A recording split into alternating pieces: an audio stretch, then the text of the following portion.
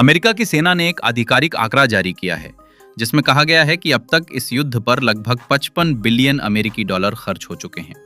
अगर इसे भारतीय मुद्रा में देखें तो ये रकम करीब 5 लाख करोड़ रुपए के आसपास बैठती है। सुनने में ये संख्या बहुत बड़ी लगती है, लेकिन कई अमेरिकी विशेषज्ञ और विश्लेषक कह रहे हैं कि असली खर्च इससे कहीं ज्यादा है। अमेरिका की प्रसिद्ध यूनिवर्सिटी हार्वर्ड से जुड़े कुछ विश्लेषकों का कहना है कि ये लागत असलियत में घोषित आंकड़े से कई गुना ज्यादा हो सकती है।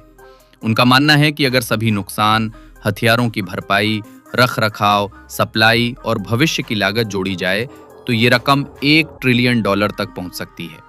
$1 ट्रिलियन का मतलब बेहद विशाल रकम है। इसे आसान भाषा में ऐसे समझिए, अगर साल 2000 में किसी ने आपको 1 किलो चांदी दी होती जिसकी कीमत उस समय लगभग 8,000 रुपए थी, और आज 2026 में वही चांदी वापस करनी पड़े तो आप 8,000 रुपए नहीं देंगे।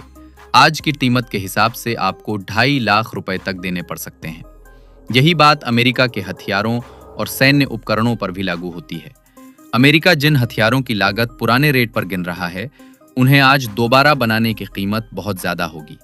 चाहे F-15 फाइटर जेट हों, अपाचे हेलीकॉप्टर हों, C-130 एयरक्राफ्ट हों या फिर पैट्रियट मिसाइल सिस्टम, इन सभी को दोबारा तैयार करने में पहले से कहीं ज्यादा खर्च आएगा। इतनी बड़ी अर्थव्यवस्था होने के बावजूद अमेरिका के लिए भी $1 ट्रिलियन कोई छोटी रकम नहीं है। अफगानिस्तान युद्ध में अमेरिका ने करीब $2 ट्रिलियन खर्च किए थे, जो कई दशकों तक चला। इराक युद्ध में लगभग $3 ट्रिलियन खर्च हुए थे, जो कई साल तक जारी रहा। लेकिन ये नया युद्ध केवल कुछ महीनों में ही इतनी भारी लागत तक पहुंच गया है। इसका असर सिर्फ अमेरिका तक सीमित नहीं रहेगा। जब अमेरिका इतना बड़ा खर्च करता है तो उसकी आर्थिक नीतियों, डॉलर सिस्टम और वैश्विक बाजारों पर असर पूरी दुनिया महसूस करती है। भारत जैसे देशों पर भी इसका अप्रत्यक्ष प्रभाव पड़ सकता है, तेल की कीमतों, डॉलर की मजबूती और व्यापारिक दबाव के रूप में। सबसे बड़ी बात यह है कि इतना खर्च करने के बावजूद अमेरिका अब ऐसी स्थिति में पहुंच चुका है जहां वो लंबे समय तक ये युद्ध जारी रखने के मूड में दिखाई नहीं देता। दुनिया के लिए ये आर्थिक और राजनीतिक दोनों तरह से चिंता का विषय बन चुका है।